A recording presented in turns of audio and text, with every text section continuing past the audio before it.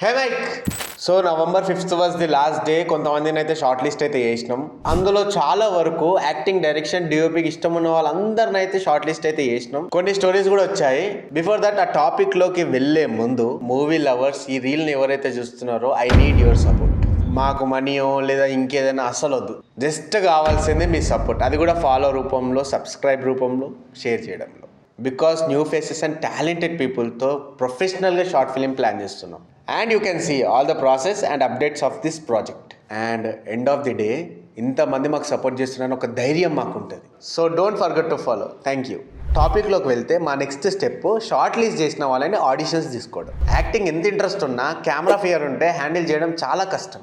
ఎక్స్ప్రెషన్స్లో, యాక్టింగ్లో minor changes ఉంటే నేను పక్క నుండి చేపిస్తా. బట్ మొత్తంకే కెమెరా ఫియర్, కెమెరాని ఫేస్ చేయలేకపోతే మాకున్నది కూడా కొంచెం టైం మాత్రమే.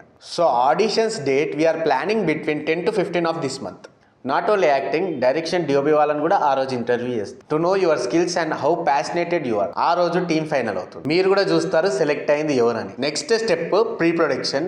I want all the team should be involved in all the departments from zero to end. Because అన్ని డిపార్ట్మెంట్లో మినిమం నాలెడ్జ్ ఉంటేనే మీరు ఇండస్ట్రీలో సస్టైన్ అవుతారు. And coming to story writing, నాకు చాలా స్క్రిప్ట్స్ అయితే వచ్చినాయి. కొంతమంది సినాప్సిస్ పంపించారు, ఇంకొంతమంది నోట్ ప్యాడ్లో రాసి డాక్యుమెంట్ అండ్ పీడిఎఫ్ పంపించారు, కొంతమంది సెల్టెక్స్ ఫార్మేట్లో పంపించారు. ఎవ్రీ స్టోరీ ఈజ్ గుడ్, అన్నీ బాగున్నాయి. బట్ స్లైట్గా I'm waiting for the out of the box story.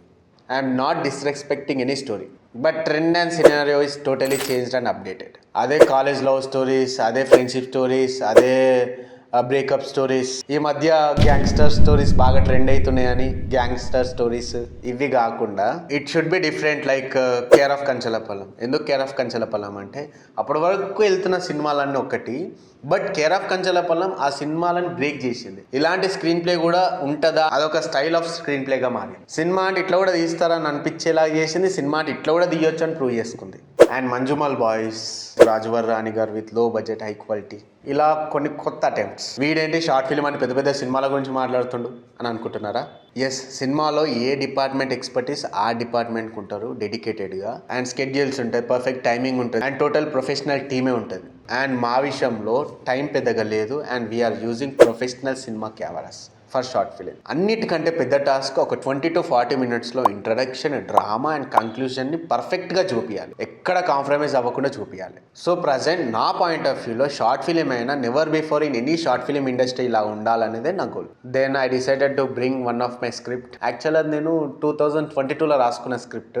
ఏంటో ఆ స్క్రిప్ట్ స్పెషాలిటీ, కానీ దాని తర్వాత రాసుకున్న స్క్రిప్ట్స్ అన్ని అవుడేటెడ్గా అనిపించి అది మాత్రమే నాకు కొత్తగా కనిపించేది. అందుకే ఆ స్టోరీ చూస్ చేసుకున్నా. అండ్ తప్పకుండా కొత్త ఫ్రెష్ కాన్సెప్ట్ అయితే చూస్తారో దానికి నేను గ్యారెంటీ. సో ఫైనల్గా ఆడిషన్స్ డేట్స్ అయితే రిలీజ్ చేస్తా త్వరలో.